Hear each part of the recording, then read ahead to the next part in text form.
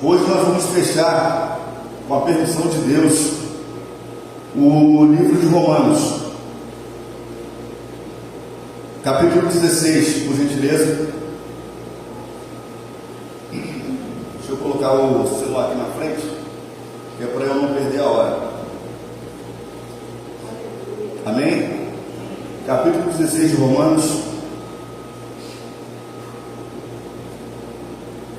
Todos abriram, está? Então vamos lá. Eu quero lembrar que o livro de Romanos, ele é um tratado teológico, talvez das cartas que Paulo escreveu, ou dos livros que Paulo escreveu, talvez seja o mais impessoal de todos, porque Paulo não destinou essa carta especificamente para uma pessoa, mas para uma igreja como um todo, e aí ele expôs no livro de Romanos muito da sua teologia, fundamentando alguns pontos muito importantes. Porém, quando nós chegamos no capítulo 16, nós vamos ver Paulo encerrando o livro de Romanos, fazendo uma exposição bem interessante, bem simples, porém bem interessante. Vamos lá. No versículo 1, Paulo vai dizer assim, Paulo vai começar a fazer algumas recomendações, e ele começa dizendo assim: recomendo-lhes a nossa irmã Febe, que vocês a recebam no Senhor, como convém aos santos, e ajudem em tudo o que de vocês vieram a precisar, porque ela tem sido protetora de muitos, inclusive de mim. Eu vou repetir o versículo primeiro, que eu li mal. Recomendo-lhes a nossa irmã Febe,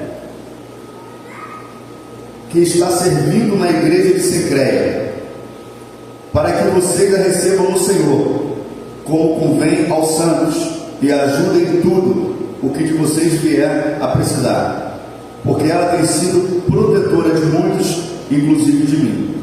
Amém, irmãos? Então, aqui o apóstolo Paulo ele começa fazendo uma recomendação sobre uma irmã que ele chama de Febe, e ele vai dizer o seguinte: essa irmã, ela está servindo na igreja de Cencreia. Amém?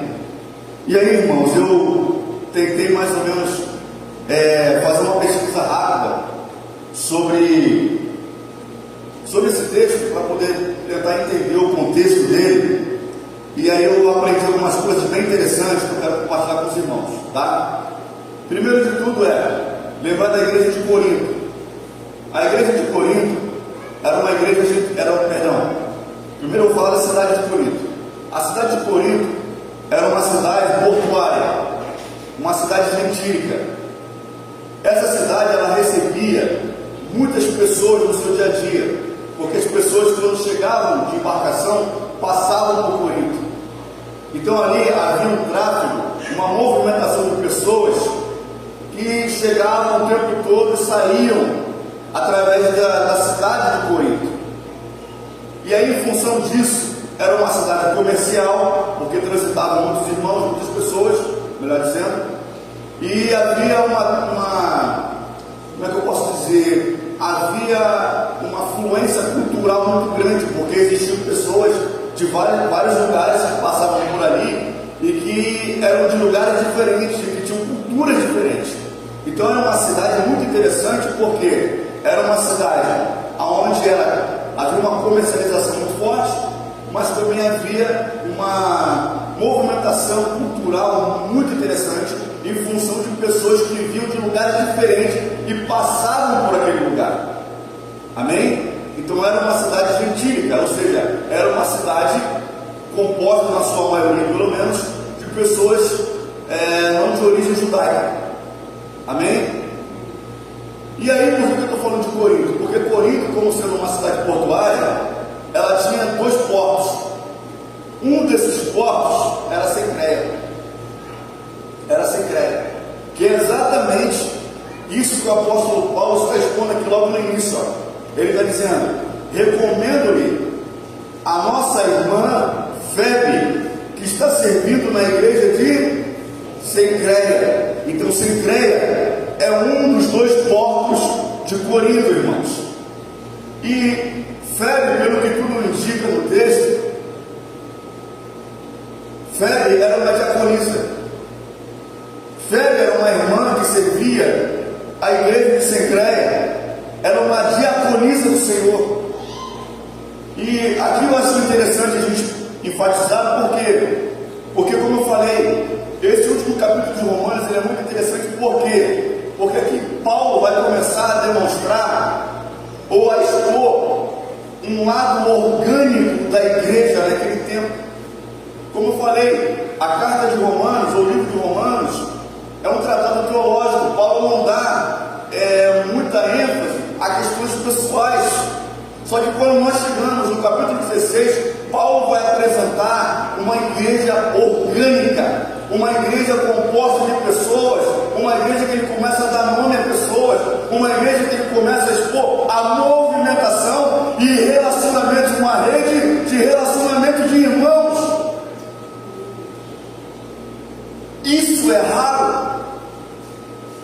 É raro nós vermos esse tipo de exposição no Novo Testamento com tanta clareza, com tanta propriedade, um irmão dando nomes a outros irmãos e dizendo de onde eles eram e o que eles faziam. Paulo aqui começa a descrever uma igreja orgânica, uma igreja relacional, uma igreja composta de pessoas comuns, de pessoas simples, de pessoas feitas de carne e ossos, assim como eu e você. E aí Paulo começa a falar sobre a irmã Febe, diaconisa do Senhor, que servia na igreja de Cencreia, porto de Corinto. E Paulo vai falar assim: recebam a nossa irmã. Primeiro ponto que eu quero trabalhar com você nessa manhã: recebam a nossa irmã. Ou seja, não havia separação por questões de território, por questões de região. A irmã era de uma outra região, mas estava sendo recebida ali, agora, na igreja de Roma. E Paulo vai falar: recebam a nossa irmã.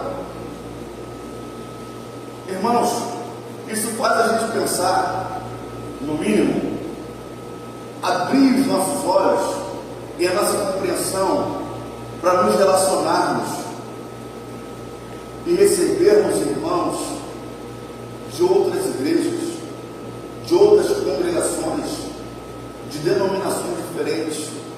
Abre a nossa visão numa perspectiva interdenominacional, no sentido de a gente realmente enxergar o todo numa perspectiva de reino e não numa perspectiva de igreja regional, de uma igreja local apenas, mas a gente entender que, enquanto igreja local, nós fazemos parte de algo maior, nós fazemos parte de algo multifacetado, nós fazemos parte de algo que a Bíblia vai chamar ou vai relacionar a multiforme graça e a multiforme sabedoria de Deus.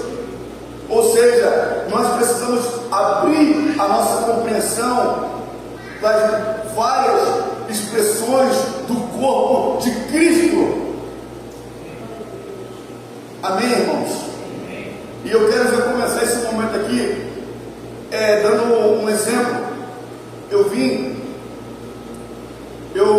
fui recuperado, não necessariamente das drogas, mas eu fui recuperado do mundo por uma igreja underground, como vocês já sabem, uma igreja chamada Metanoia, uma igreja que trabalhava só com metaleiro, com roqueiro, com punk, com essa gente marginalizada pela sociedade. E aí eu não continuei lá, por quê? Porque eu entendi que o meu chamado não era só para roqueiro, que o meu chamado não era só para metaleiro, não era só para gente underground, mas era para todo mundo, de toda a tribo urbana que pudesse existir. E o ponto é o seguinte: eu achei muito bacana que o nosso irmão Fabio ontem foi tocar lá com a banda dele. E eu quero pegar esse exemplo aqui. Fabio, você me permite fazer isso? Eu me desculpa, nem perguntei se eu poderia fazer. Mas assim, eu quero pegar esse exemplo do Fabinho, que é um irmão nosso, e usar nesse contexto aqui. É disso que eu estou falando. É a gente ter essa compreensão de que nós fazemos parte de um todo. Nós não ficarmos limitados apenas à nossa igreja local. Cara, existem expressões diferentes do corpo de Cristo e nós precisamos interagir com essas expressões diferentes. Nós precisamos nos relacionar com irmãos de outros lugares. E nós não precisamos apenas nos relacionar, nós precisamos cooperar com o que eles estão fazendo também. Então o Fabinho foi tocar lá, numa igreja underground, foi tocar metal, teve que tocar rock and roll dentro de uma igreja, coisa que de repente aqui não caberia, porque não faz parte da nossa cultura, mas lá coube, e glorificou o nome do Senhor, e glória a Deus por isso, aleluia por isso. Eu estou dando apenas esse exemplo, irmãos. Existe todos os anos um evento, oh meu Deus, fugiu o nome agora, o evento que nós vemos todo ano, Reginaldo, Encontro das Tribos. Todos os anos nós vemos o Encontro das Tribos, é em Niterói. O que é o Encontro das Tribos? Há um sítio enorme lá, onde todos os anos uma igreja chamada S8, é uma igreja, sabe o que, irmãos? É uma igreja de hippies. É uma igreja de hippies. De hippies dos anos 70, os irmãos receberam o evangelho, se converteram, fundaram uma igreja e mantiveram a cultura deles, só que glorificando ao Senhor. Essa igreja, S8, todos os anos ela organiza um evento chamado Encontro das Tribos. Quando você chegar lá, você vê expressões diferentes do corpo de Cristo. Lá você vai encontrar movimentos completamente diferentes do que você costuma ver numa igreja convencional. Mas irmãos diferentes, culturas diferentes, linguagens diferentes, mas todos falando a mesma coisa. Todos apontando para a mesma pessoa, todos apontando para o mesmo lugar, todos glorificando a Deus. Irmãos tatuados, irmãos de piercing, irmãos de moicano, irmãos de cabelo grande, irmãos de cabeça raspada, irmãos comuns de terno e gravata. Se encontra todo mundo junto e se relacionando de igual para igual.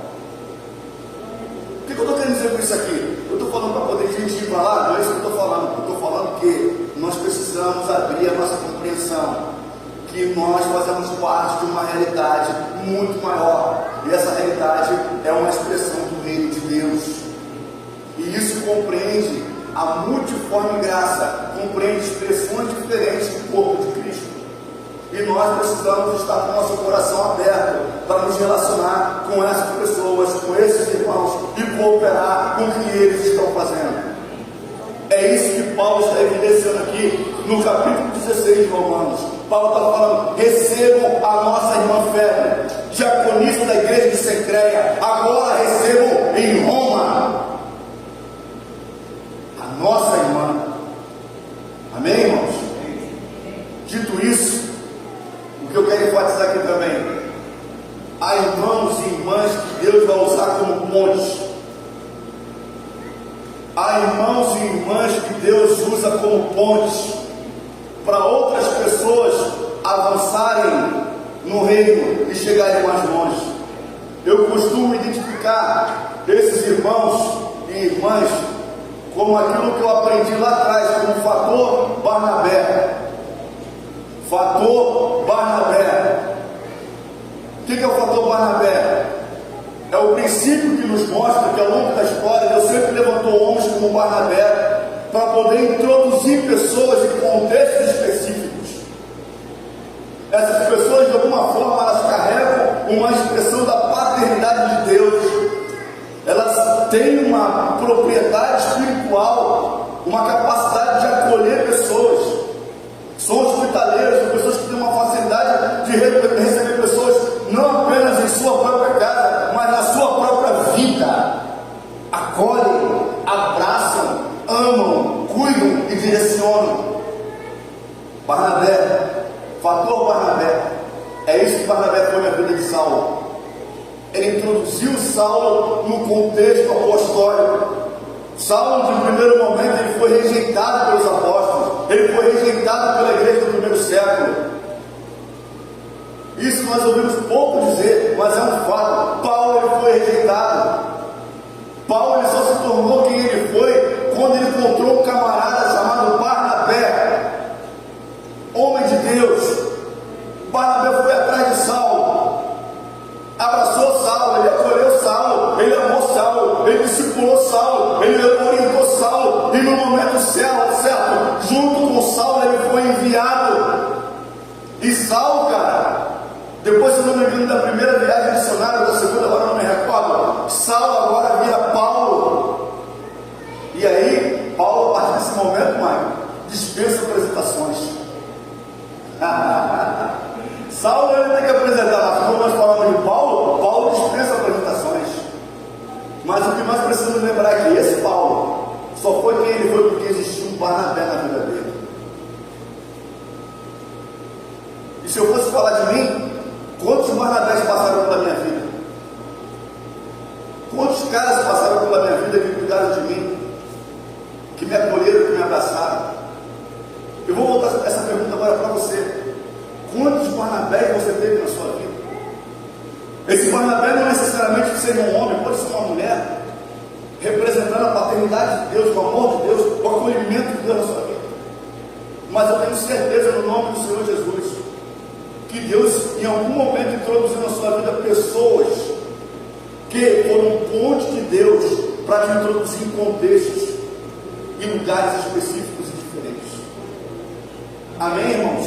Amém.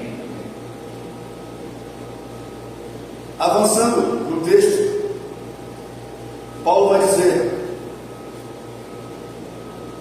recebam a irmã Félia, que está servindo na igreja de Cencreia, para que vocês a recebam no Senhor como convém aos santos, e a ajudem em tudo que de vocês vierem a precisar, porque ela tem sido protetora de muitos, inclusive de mim.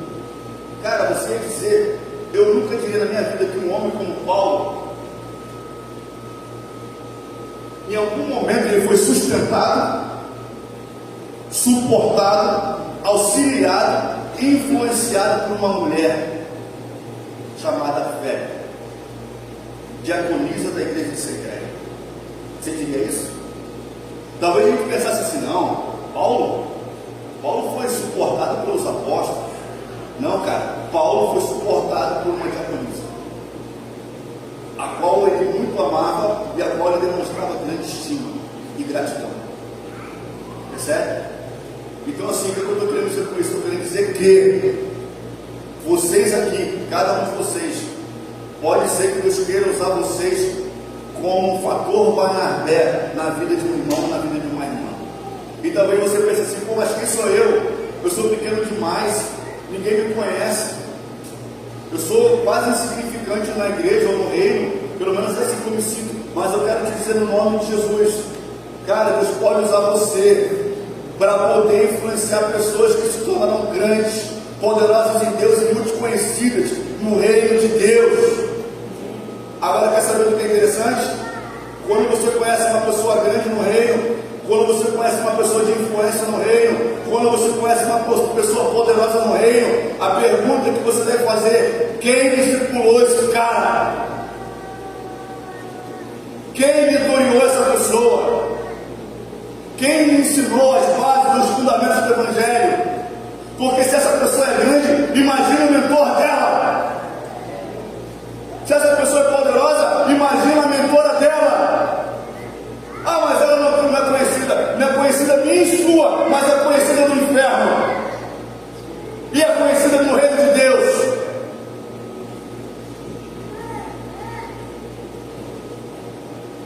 Continuando, irmãos.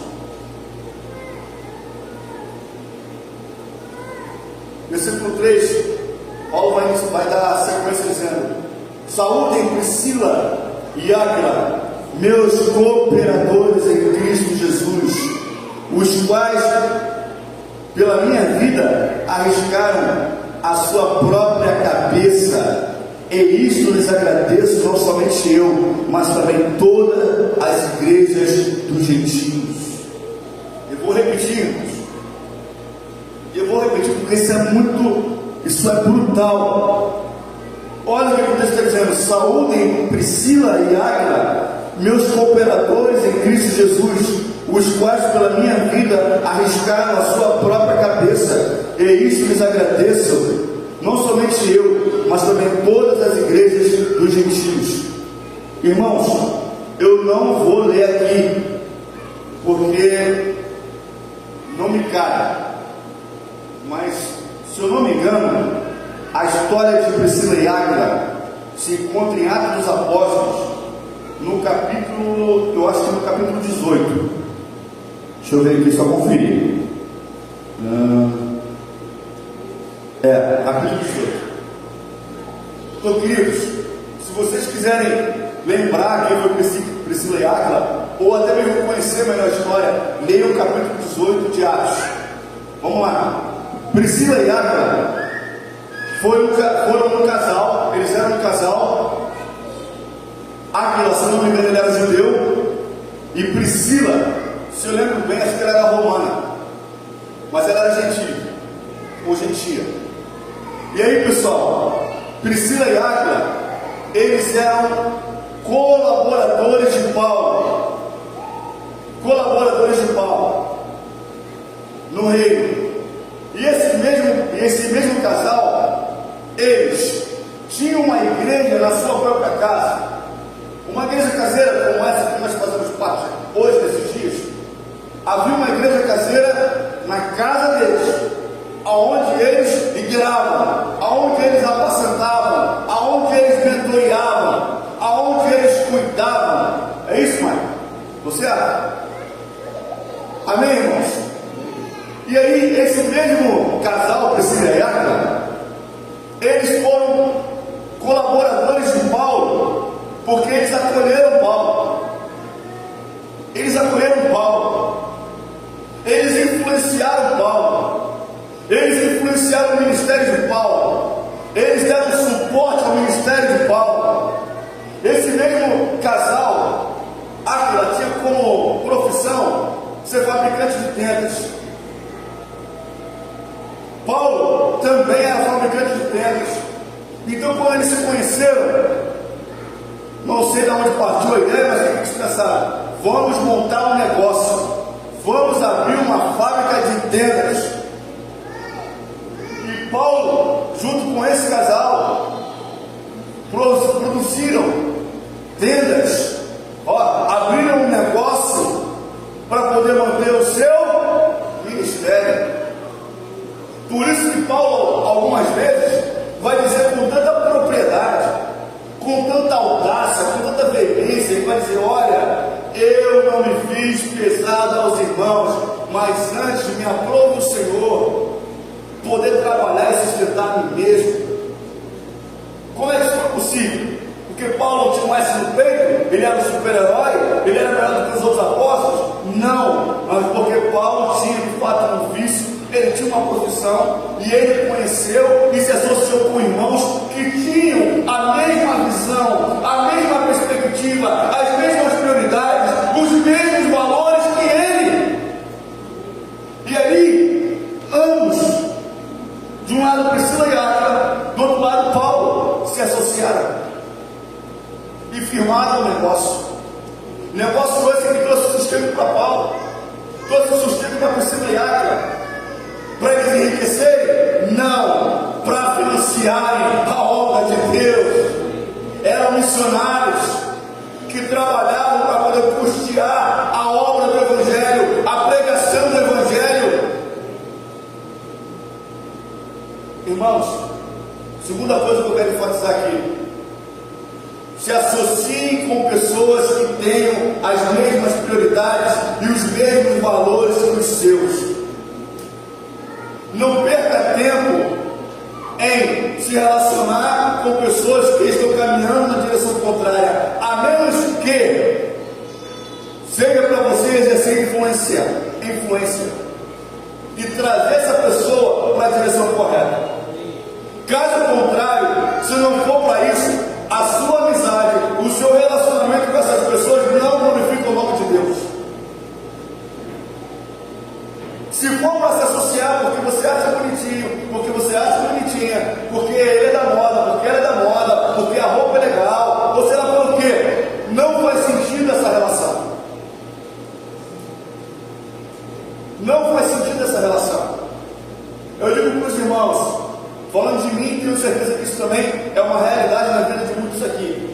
Eu perdi amizades ao longo da minha caminhada, porque eu caminho numa direção e algumas pessoas que eu amo decidiram caminhar numa direção contrária. Não dá para caminhar juntos. A Bíblia diz: dois não caminham juntos se não estiverem de acordo. Acordar significa estar alinhado no mesmo propósito, significa estar alinhado nos mesmos valores, significa estar alinhado nas mesmas prioridades, significa caminhar no mesmo sentido, com o mesmo foco, com o mesmo objetivo. Aí você vai me fazer, então, de repente, a pergunta, falar assim: então eu não posso ter amigos não cristãos? Tenha, mas tenha com propósito. Se não for para ter com propósito, se não for para poder influenciá-los para o Senhor, a sua amizade, sinto muito te dizer, não glorifica o nome de Deus e está atrapalhando aquilo que o Senhor tem com você. É simples assim. Irmãos, eu nunca falei isso aqui, eu não lembro de ter falado. Se eu não falei, estou falando hoje. Eu amo os irmãos, mas eu aprendi que para poder amar alguém, você tem que ser livre dessa pessoa. Sabe o que isso significa? Eu não tenho medo de decepcionar os irmãos. Eu não tenho medo de desagradar os irmãos. Não tenho medo.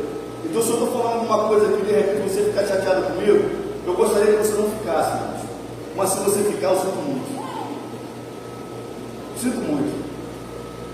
A minha vida só faz sentido se for para poder pregar o Evangelho. E o Evangelho genuinamente. E eu garanto uma coisa para vocês: o que eu falo aqui, se dói em você, eu quero te dizer, isso doeu primeiro em mim. Nada do que eu falei aqui até hoje não serviu primeiramente para mim. Nada. Tudo que eu preguei aqui até hoje, o primeiro alvo, a primeira vítima fui eu e a minha casa. Por isso que eu me sinto livre para poder falar essas coisas. Porque se está doendo em você, eu quero te dizer, doeu também em mim. E até hoje dói.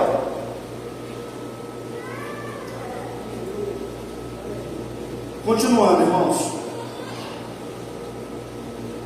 Priscila e Áquila, eles foram tão proeminentes, tão importantes, irmãos, que esses mesmos irmãos, eles mentorearam um camarada que a Bíblia vai falar pouco dele.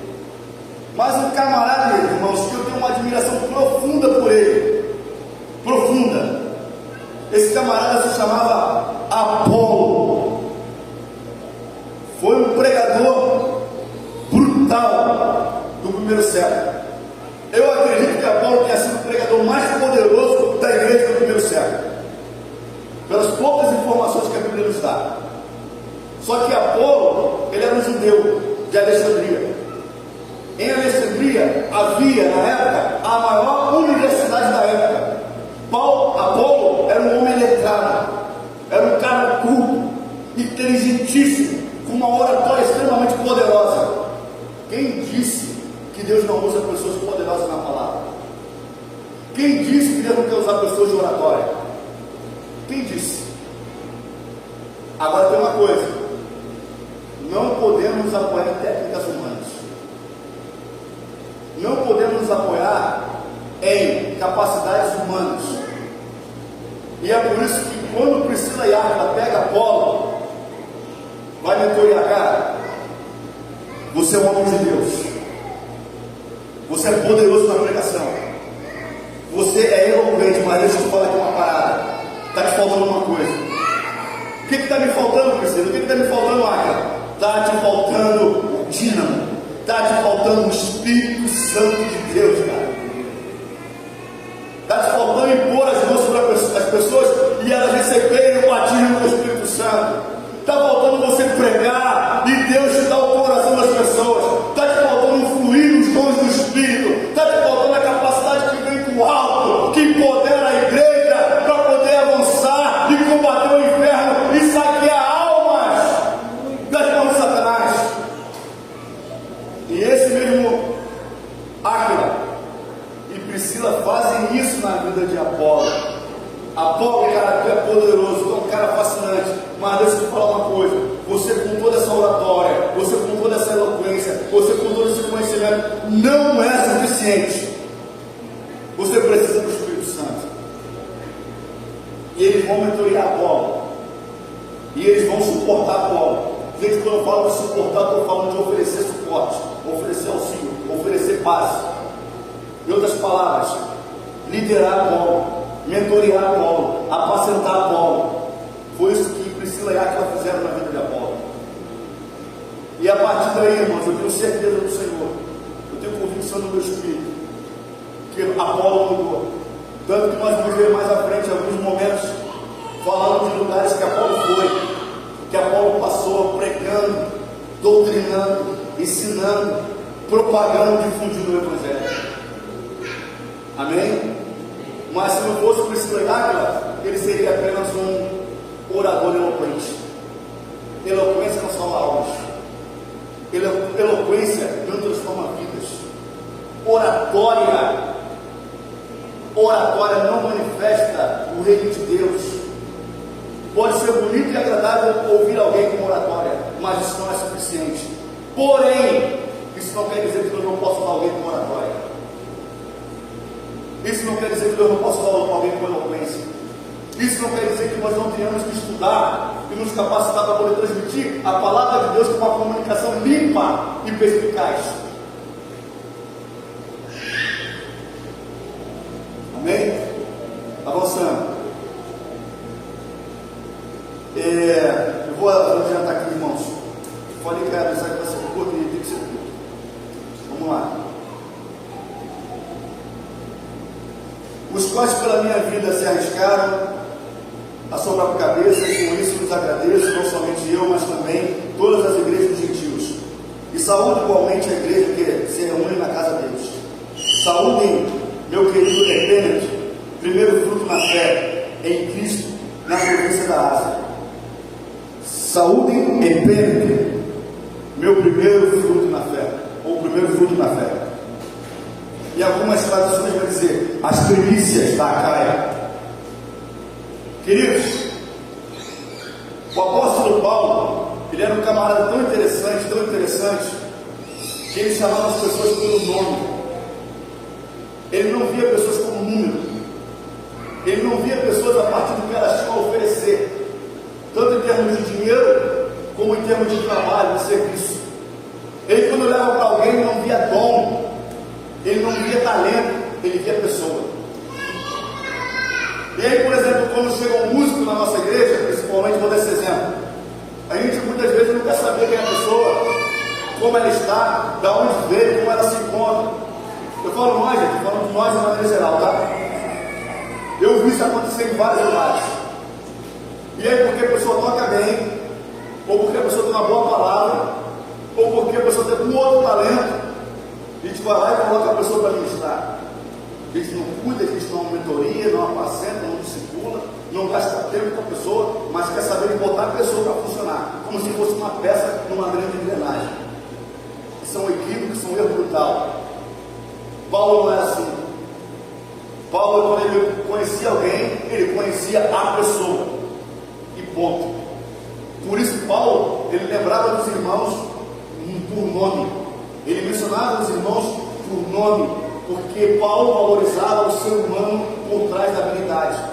Paulo, ele olhava o ser humano por trás do talento. Ele olhava o ser humano por trás da capacidade. E isso é uma virtude e uma capacidade, irmãos, que nós não podemos perder nesses dias.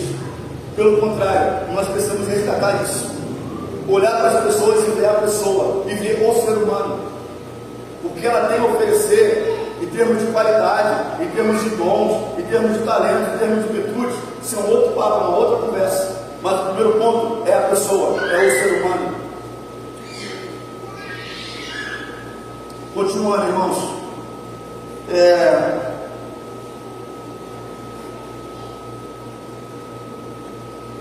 Saúde também Maria, que muito trabalhou com vocês. Irmãos, essa Maria aqui, tá? Não é Maria, né? Aquelas que a gente conheceu, obviamente, tá? Mas Paulo está falando aqui que havia uma Maria de Roma que trabalhou muito por eles. Ou seja, era uma irmã anônima. Não era uma irmã que aparecia no outdoor, que aparecia no telão, que aparecia na internet, que aparecia em lugar algum. Era uma irmã anônima, que talvez até esse momento aqui, poucas pessoas conhecessem, ou conheciam. E Paulo está falando, saúde também vocês, Maria, que muito trabalhou por vocês. Queridos, quantos de nós aqui desenvolvem trabalho para o Senhor, ou para a igreja do Senhor, trabalhos que não são reconhecidos, ou que são poucos valorizados, porque não são vistos. Mas cabe a nós, membros da igreja do Senhor, reconhecermos e honrarmos todos os membros do corpo de Cristo, principalmente aqueles que menos aparecem. É isso que Paulo vai nos ensinar. Todos, desde a pessoa que fica lá em cima controlando o computador, o data show, desde a pessoa que vai aqui, desde a pessoa que limpa o banheiro, desde a pessoa que faz o café lá atrás, desde a pessoa que está lá em cima cuidando das crianças, desde a pessoa que cuida da mídia da igreja. Não sei, o fato é que todos têm a sua função, todos têm a sua importância e todos são dignos de honra. Ponto. Todos. E aí Paulo vai continuar. Saúde também Antônio. E agora começa os nomes bonitos, né? Eu acho que meu pai e minha mãe tirou meu nome de uma parada dessa. Andrônico. Vamos lá. Saúde Andrônico e Júnior, meus parentes e companheiros de Cristo, os quais são bem conhecidos entre os apóstolos.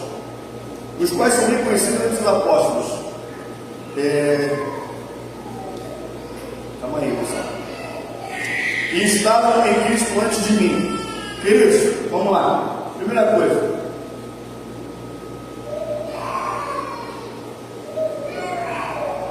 Andrônico e Júnior, Paulo vai dizer que eram mais antigos que ele no Evangelho.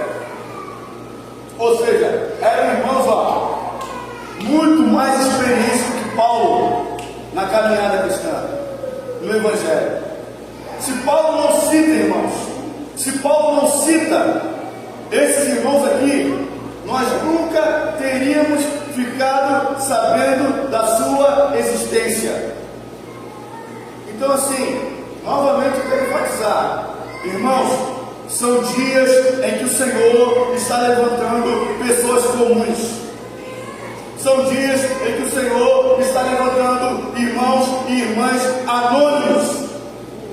Pessoas que tomam café, pessoas que sentem fome, pessoas que têm sono, pessoas que levantam com mau hálito, pessoas que dão dor de barriga, pessoas que têm problemas comuns. Não são estrelinhas da fé, não são profissionais da fé, não estão preocupados com exibicionismo, com estrelato. São pessoas comuns que entenderam a sua identidade no Senhor e entenderam a sua função no reino de Deus. E ponto. Se essas pessoas virem em algum momento a se destacar, é porque o Senhor está evidenciando, não é porque elas estão buscando evidência. E nós precisamos aprender a lidar com isso. Pode ser que um dos irmãos aqui comece a crescer exponencialmente, comece a ficar conhecido, comece até a ficar famoso, e não há nenhum problema nisso, desde que ele não esteja buscando isso. E tudo que ele tem se convergir no Senhor Jesus. Agora, se isso vir acontecer, irmão, eu não tenho que ter ciúme, eu não tenho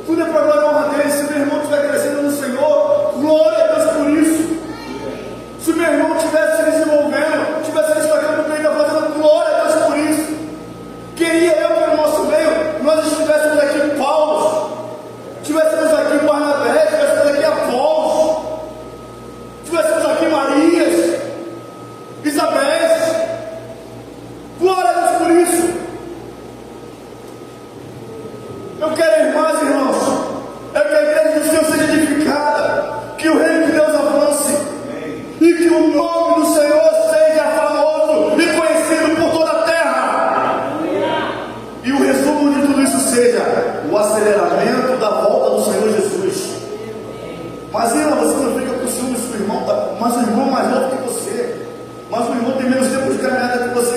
Irmão, desculpa a expressão, mas é isso. Problema, não importa. O que importa é que o nome do Senhor está sendo glorificado. Não importa, irmão, se o irmão tem menos tempo que eu, se o irmão, sei lá, tem menos conhecimento, se não importa nada disso, cara. Porque não se trata de nós, se trata dele, Jesus Cristo. E ponto. Eu vou ser sincero com os irmãos. Eu quero mais que o Maicon plante muitas igrejas no nome do Senhor. Eu quero que o Maicon se torne um apóstolo em Cristo, missionário do Senhor. Que várias igrejas sejam plantadas através da vida dele. Eu quero mais que o Davi se levante como um mestre nesse lugar e seja uma referência no ensino. Eu quero mais que o Antônio seja um pai do pastor e o Senhor coloque multidões no comando dele, no cuidado dele. Eu quero mais que o Tom se torne um início de adoração violento do Senhor, junto com o Fabinho. É isso que eu quero. Por quê? Porque eu sou bonzinho? Não, eu sou bonzinho. Mas eu entendi que não se trata de nós. Não se trata de mim, não se trata do Maicon, se trata de Jesus e ponto. Que ele vai usar para poder atingir o seu propósito. Não importa. É apenas uma ferramenta. É apenas um instrumento, cara. Aleluia. Glória a Deus. E ponto. Olha, irmãos, eu não vou concluir o texto, e eu estou em paz com isso. Mas antes de terminar, eu quero profetizar aqui. E eu quero que a partir desse momento vocês julguem o que eu vou falar. Julguem. Já eu tenho uma impressão no meu espírito muito forte. Já tem pelo menos um mês. Mas profecia não se baseia em sentimento. Deus ele pode liberar um sentimento para poder te sinalizar algo. Porque muitas vezes é o Espírito compartilhando um sentimento com o coração de Deus. Amém? Amém ou não amém? Segundo ponto. Um profeta do Senhor não é a boca de Deus na terra, como já ouvi muito falar ao longo da minha caminhada. Um profeta do Senhor, se fosse para nós usar, se fosse para a gente usar uma analogia, um profeta do Senhor é o coração de Deus na terra. Porque antes do Senhor liberar uma palavra, primeiro ele libera o sentimento. Uma profetisa do Senhor, um profeta do Senhor é alguém que muitas vezes vai sentir as dores do coração de Deus, cara. Às vezes ele sente e não sabe nem por que ele está sentindo aquilo, mas ele está sentindo. Mas tem uma coisa, como eu falei, profecia não se baseia em sentimento, porém o sentimento pode ser um sinalizador de algo que o Senhor está sinalizando, que ele está apontando. Ponto. Mas a grande profecia é a palavra de Deus, cara. A profecia, se ela não estiver fundamentada na palavra, ela não jogar a igreja por cento da palavra, ela tem que ser invalidada, ela tem que ser condenada pela igreja. Mas eu quero profetizar, não baseado na minha impressão, apenas.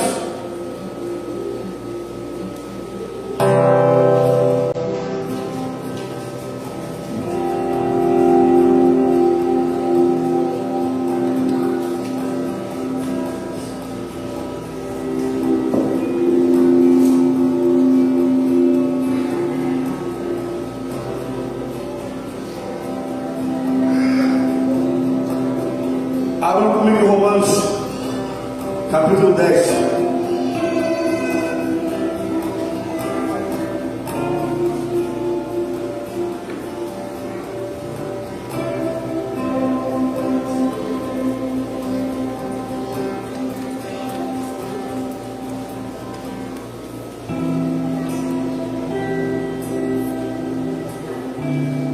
O texto de Paulo vai falar assim: irmãos, o desejo do meu coração e a minha súplica a Deus em favor deles é para que sejam salvos, porque dou testemunho a favor deles de que têm zelo por Deus, porém não com entendimento. Diga comigo, não com entendimento, desconhecendo a justiça de Deus e procurando estabelecer a sua própria justiça, não se sujeitar à justiça que vem de Deus. Irmãos,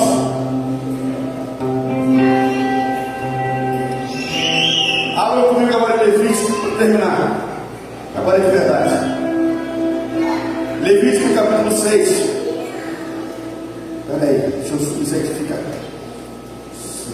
Acho que é Levítico 12, na verdade. Deixa eu só ter certeza aqui.